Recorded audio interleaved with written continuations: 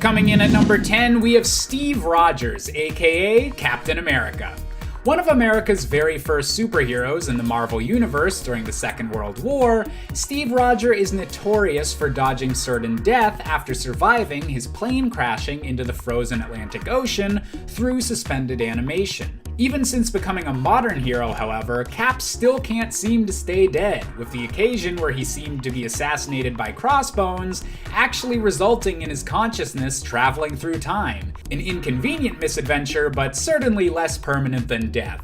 And given the fact that the Super Soldier Serum also seems to at least drastically slow Steve's aging, and Captain America just might be more immortal than you'd think. Coming in at number 9, we have Alec Holland, aka the Swamp Thing. The being that now calls itself Alec Holland is in reality the Avatar of the Green, an immortal being dedicated to protecting all nature and plant life on planet Earth, that absorbed the memories and consciousness of a man named Alec Holland after a tragic chemical explosion in the swamps of Louisiana.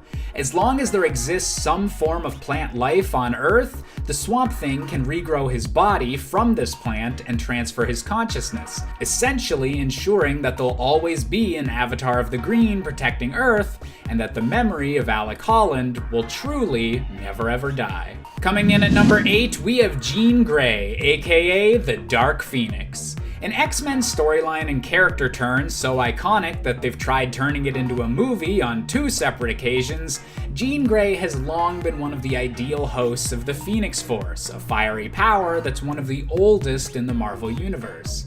This incredible force is capable of healing any injury that Jean receives, and is even capable of resurrecting her entirely if she's killed by unnatural means. Combined with her natural mutant abilities already making her one of the most powerful telepaths in the entire Marvel Universe, potentially rivaling even those of Professor X, and Jean Grey will be one of the most important mutants for many, many ages to come. Coming in at number 7, we have Ben Grimm, aka The Thing. As the physically strongest member of the Fantastic Four with an intimidating appearance to boot, the Thing is respected throughout the Marvel world for always having his family's back, and even being capable of standing up to someone as powerful as the Hulk when the need arises. Ben's change into a being made out of a mysterious rock-like substance also had some unexpected side effects, however, such as the fact that while in Thing form, he never ages. This is offset slightly by the fact that Ben is capable of appearing human for 1 day a year due to the tinkering of the rest of the Fantastic Four, but aging only 1 day a year extends your lifespan dramatically, and combine that with all of the near-death situations or universal collapses that the Fantastic Four have avoided together, and Ben Grimm definitely earns the title of being practically immortal. Coming in at number 6, we have the Incredible Hulk, aka Bruce Banner. Considering the Hulk's most popular and critically acclaimed series of the last decade was literally called The Immortal Hulk, obviously the big green guy earns a spot on this list. Built around the twist that the Incredible Hulk has always been immortal and that Bruce Banner first died during the original Gamma Bomb explosion and has been constantly resurrecting ever since, this series took the Hulk into a wild new body horror direction. With all Gamma-powered beings apparently being connected to the One Below All in a way that allows them to circumvent even the natural process of death, the Hulk is apparently a problem that can never be permanently solved. Coming in at number 5, we have Kevin Connor, aka Starbrand. Taking his name from the literal star brand he possesses, Kevin is one of the most powerful heroes to ever be called an Avenger, gaining his powers during an Earth-wide cosmic flash known as the White Event. Gaining the ability to control and manipulate energy at a scale only limited by his imagination, Starbrand is incredibly physically powerful and capable of healing any wound on both himself or any of his allies. Starbrand is so powerful that he's one of the few beings to ever kill a Beyonder, destroying one of the multiversal beings when the Marvel Universe was collapsing in a massive explosion, yet somehow reappearing unharmed once the Marvel Universe was restored. And if you can heal from an explosion at the end of all existence, I think you might be able to survive pretty much anything. Coming in at number 4, we have Thor Odinson, the god of thunder. While several Marvel and DC superheroes have godlike powers, Thor is one of the very few that counts as a literal god. Having protected both Midgard and Asgard for thousands upon thousands of years, Thor has already had eons worth of adventures by the time we were introduced to the character in the comics. And according to all the storylines that feature an older All-Father Thor, he'll continue to outlive the rest of the Avengers by thousands and thousands of years more.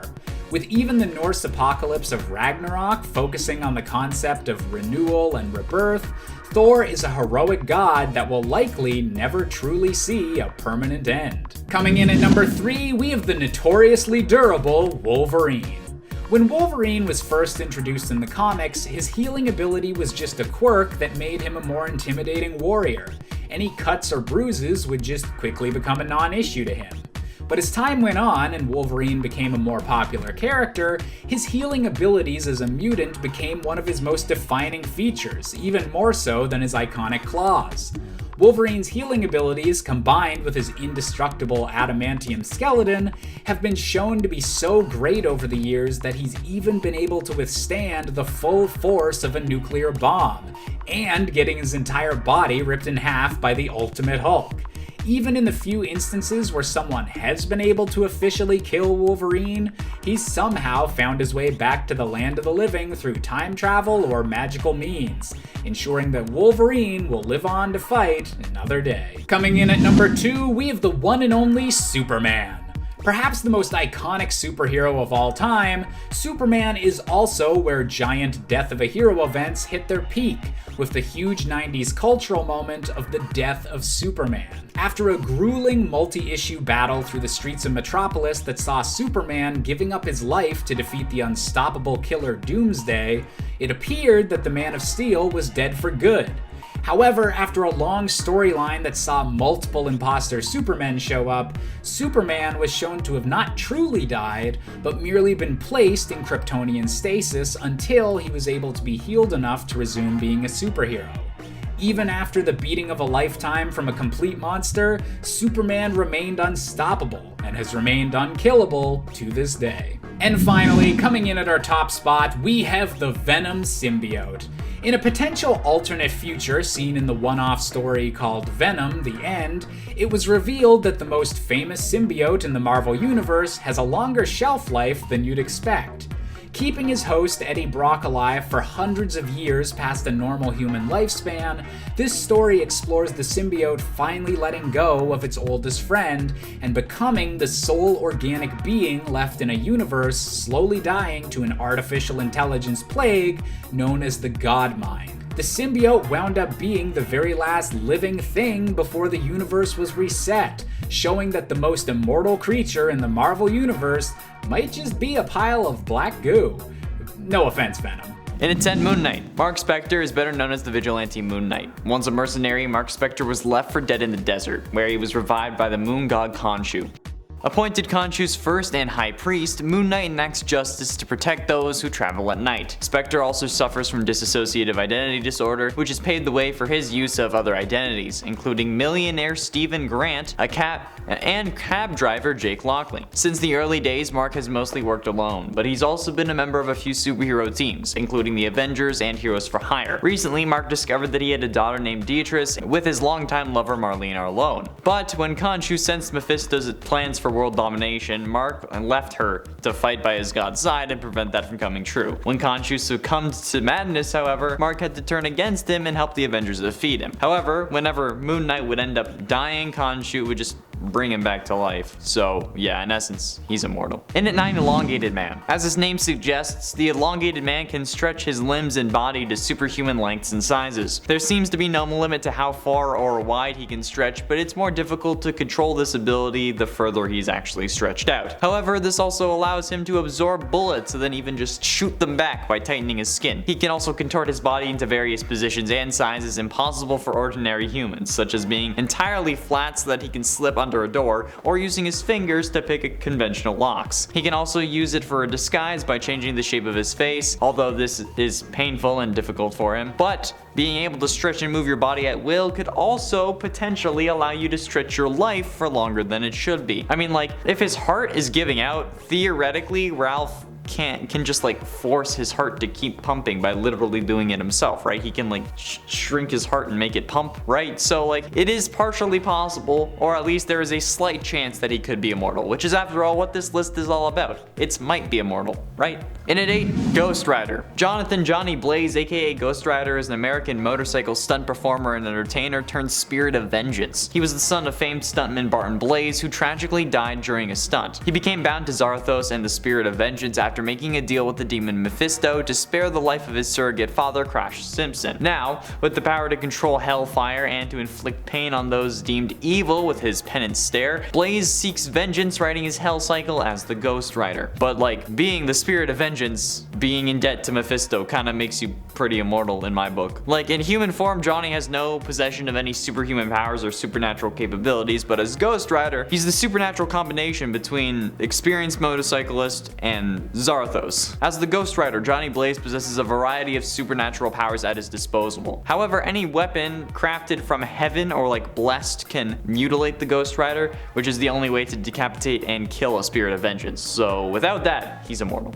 In at 7, Supergirl. Last part, Josh talked about how Superman was basically unkillable ever since the Death of Superman comic event, since he hadn't really been killed by Doomsday and instead was placed in Kryptonian stasis until he was able to be healed enough to return to being a superhero. However, the same thing can be said about Supergirl, okay? Kara Zor-El, Kal-El's older cousin who got sucked through a wormhole, making her quite a bit younger than her cousin when she got to Earth. Despite this, okay, Kal and Kara have the same Kryptonian ancestry, making them equals. So if Superman is basically unkillable at this point, so is Supergirl. It's just basic math, or like weird comic book genetics math. Since he equals her, they would both be deemed unkillable or immortal. And I think that that's fairly cut and dry. Like, obviously they can be killed, but so can basically everyone on this list, okay? So let's just cut the semantics and just like ignore the nuance. I just said that to a YouTube comments section. Wonder how effective that's gonna be. And at 6, Spider-Man. First officially referenced in 2005's official handbook of the Marvel Universe, Alternate Universes 2005 number 1, the sliding time scales is an attempt to quantify the passage of time in Earth 616 so that the characters don't age noticeably. Earth 616 featuring a sliding time scale means that rather than being fixed to any date in history, the modern era, which starts with the events of Fantastic Four number 1 and continues to the present, continuously slides forward in time. This period is roughly 13 years, which means that at any time in the present, the space flight that gave birth to the Fantastic Four always happened around 13-14 years ago, meaning that basically everyone in the Marvel Universe can't die of old age. Meaning that while stories like Spider-Man Reign, among others, take place in a time where Spider-Man is old, his main 616 version is pretty damn immortal, especially because he's Marvel's most popular superhero, which means that this man has like a death grip on Marvel so hard that they cannot physically let him go. Halfway through into number 5, Wonder Woman. The Dark Knight's death metal story wrapped up early 2021 with issue number 7. And in that issue, and the issue before, we see Wonder Woman at her most powerful, in a godlike form that's even more powerful than a god. As the comic book puts it, quote, "She has been a god before, but at this moment, she's more. At this point, she has ascended past godhood and can see all of time and all realities. She sees every Earth's timeline, and she faces off against the Batman Who Laughs in his most powerful form. This fight is so intense that they literally hit each other through time itself. Diana here is also charged with anti-crisis energy, a connective force that links all history and all lives as one story. Then, she moves on to become one of the hands that creates the multiverse going forward, with no walls and greater possibilities. So she aids in creating the future state story, which we see in the next issues, and that was seemingly the centerpiece of DC 2021. So Wonder Woman becoming a god and remaking the universe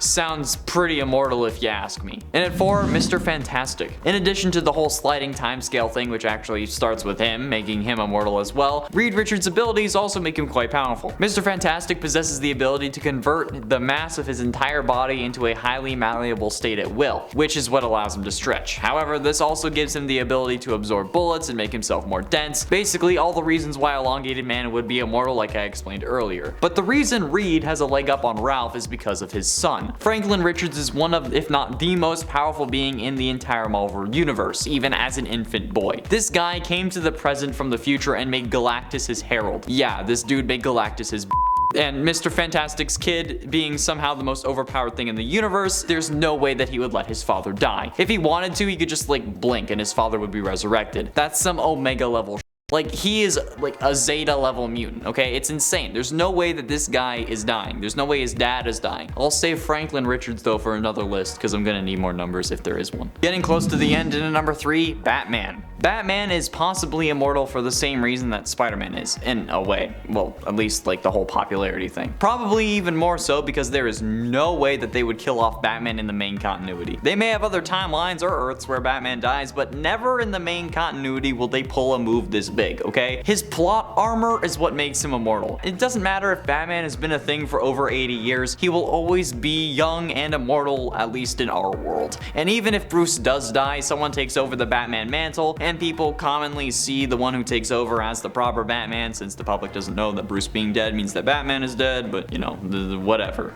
Honestly, though, Batman would end up killing Death if the story needed it, and honestly, there would be no question in people's minds. They'd be like, yeah, that makes sense. In the comments of times Batman embarrassed his villains, everyone seems to agree with me that Batman's greatest power isn't his money or his courage, but instead the plot armor given to him because he's DC's biggest moneymaker. But ultimately, in at number 2, Sentry. Sentry is an absolute powerhouse, so it's no surprise that he's basically immortal, okay? Even like any threat this dude will take on. Sentry has even fought and beaten Ares, which is already impressive, but how he did it is even better. Sentry used to be a part of Norman Osborn's Avengers, who went to Asgard in an attempt to lay siege and claim it, because you know, it's Norman Osborn's Avengers. However, the Marvel version of the Greek god of war didn't like that idea, so after he learned of Osborn's intentions, he came down to kill the Green Goblin. But Ares did not anticipate the absolute powerhouse that is Sentry. Sentry's monster arms. He picked him up and tore him in half.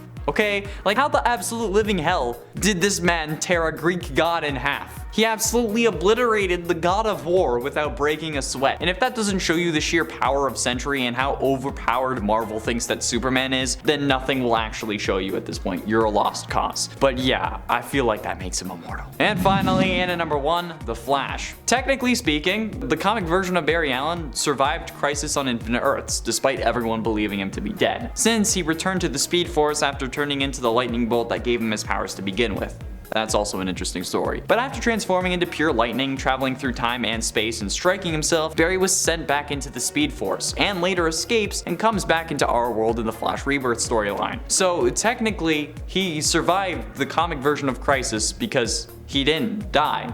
Okay, he just transcended dimensions, which is a damn testament to how the Flash will never really die, okay? If he can have a very public and very impactful sacrifice to save literally all of reality and then just be brought back because he just went into the Speed Force like some sort of speedster Valhalla, it just makes me think that if any speedster dies, they'll just go into the Speed Force and then be able to be brought back. And in reality, every character is immortal if the writers want to bring them back for whatever reason. They will always find a way. Number 10, Yara Flor. Yara Flor is destined to become the new Wonder Woman. At least that is what Future State would have us believe. For now though, in the Prime Earth continuity, she is just coming into her own and being introduced to us as a hero, figuring out as well what that means for her as our Wonder Girl. Yara herself, like Wonder Woman before her, is also a demigod. In Future State we learned that while her mother was a mortal woman, her father was a Brazilian river god. Yara is an Amazonian in 2 ways, being from the Amazon and also being an Amazon of the Amazons. She is not from Themyscira like Diana, but instead from the Amazonian rainforest. We've seen the potential of Yara via her appearance in Future State, but currently she is not at her full power levels just yet, as she doesn't have the same amount of experience as her future self. Like Diana, she is also a skilled combatant and has enhanced strength and speed due to her heritage. Number 9, Beta Ray Bill. Beta Ray Bill isn't someone you'd initially think of when you think of Immortal, but he is down with the Immortals of Asgard, and so I think we can include him too. Also add in the fact that he is a cyborg, and you have a Beta Ray Bill that just won't quit, in most cases at least. In his Thor form, Beta Ray Bill becomes one of the toughest heroes around, not only known for his strength but also his durability. He is immune to disease and sickness and becomes pretty much immortal in that form. Being at the level of strength and capability when it comes to his power levels also makes him one of the most powerful heroes in the Marvel Universe, even though he might not be the one that you think of first. Still, I'm really happy I put Beta Ray Bill on this list because I feel like we never talk about him enough. Poor Bill. And friends, before we move on to this next spot, if you are loving this list, I have a lot more immortal, powerful heroes that I want to tell you about. So be sure to let us know you are loving it by giving this video a thumbs up. And shout out in the comments, be like part 2, part 2. Maybe we'll do a part 2. Number 8. Orion. Orion is one of the new gods and also the son of Darkseid. But just because his dad is one of the greatest villains of all time when it comes to the DC universe doesn't mean that he can't be a hero, which is ultimately what Orion is, preferring to fight on the side of good.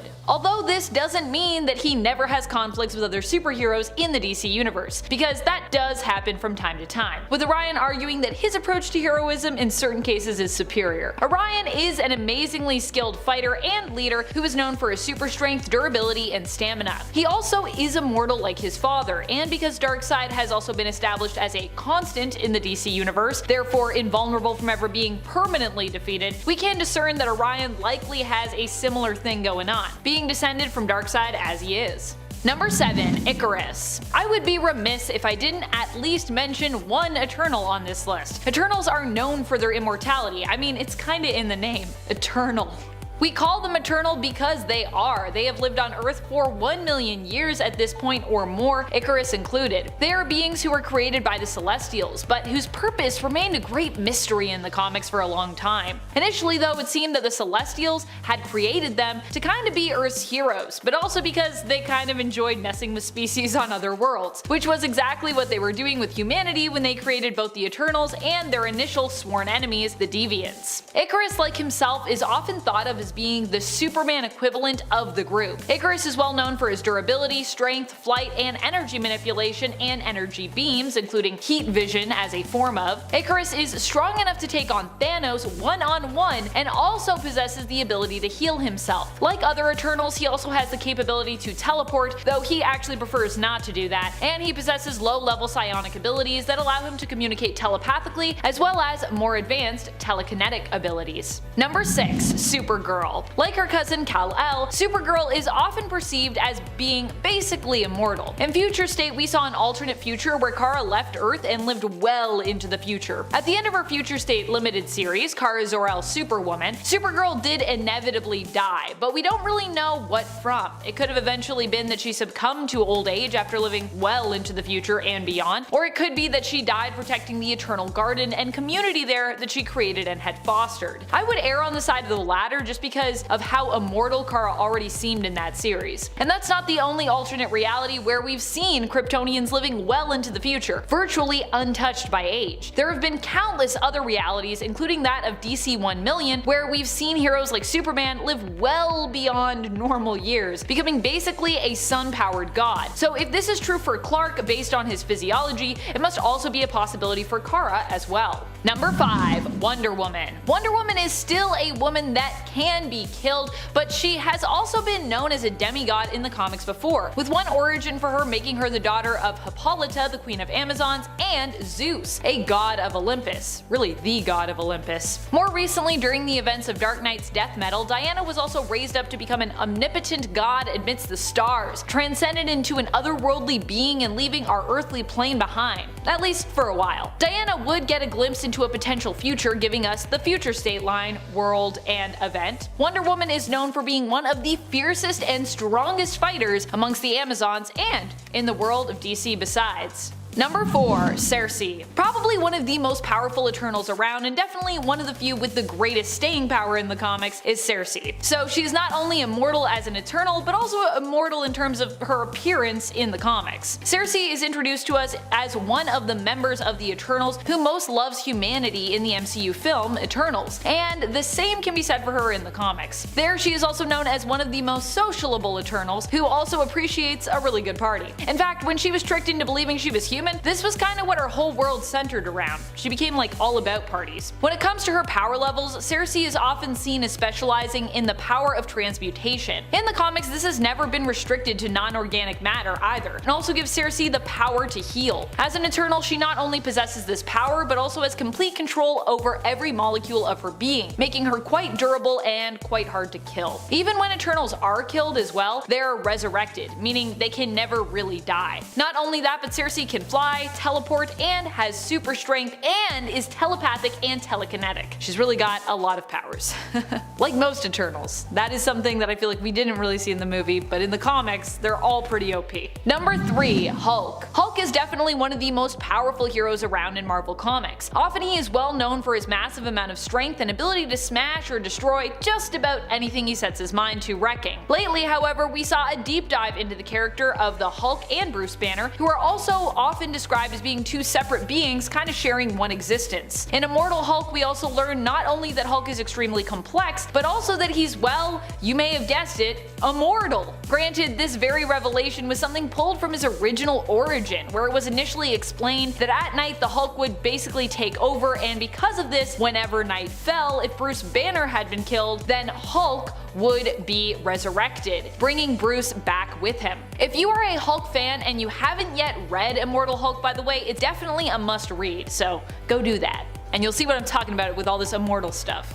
If you didn't already know, because I feel like, you know, if you've been a Hulk fan for a long time, then you probably were like, I mean, it makes sense. Number 2. Jean Grey. Jean has died a lot, and I mean a lot, and yet she always comes back. If that isn't immortality, I do not know what is. Even when she has been dead for years, she still returns. A big part of what makes her so indestructible is how much the Phoenix Force loves her and often sees her as its preferred host. I guess except for the whole Phoenix tournament thing, that really threw my whole understanding of the Jean-Phoenix connection for a loop. As a superhero, Jean is one of the most powerful around, but often chooses to show restraint when it comes to her abilities unless she is really needed to set things right. She's just kinda too OP as well. She is an Omega level telepath and an extremely powerful telekinetic. Number 1. Superman. One of the most immortal of the immortals out there, and one of the most powerful, is Superman, who has been established as immortal as long as he's under a yellow sun. Granted, his immortality is a little bit conditional, but when it comes to being a powerhouse, Superman is undisputedly one of the best and most established in comics today. I mean, they kinda had to nail down his powers and give him weaknesses to make his struggles more grounded. That's how unstoppable he initially was, back when his superpowers were basically whatever he needed them to be in order to save the day and solve problems. Superman has also died before, but has pretty much always come back, and following the death of Superman, we also learned that due to Kryptonian technology, even this publicized and sensationalized death would most definitely not be a permanent thing. A very powerful factor that Superman also possesses when it comes to his immortality is how popular he is, evidently.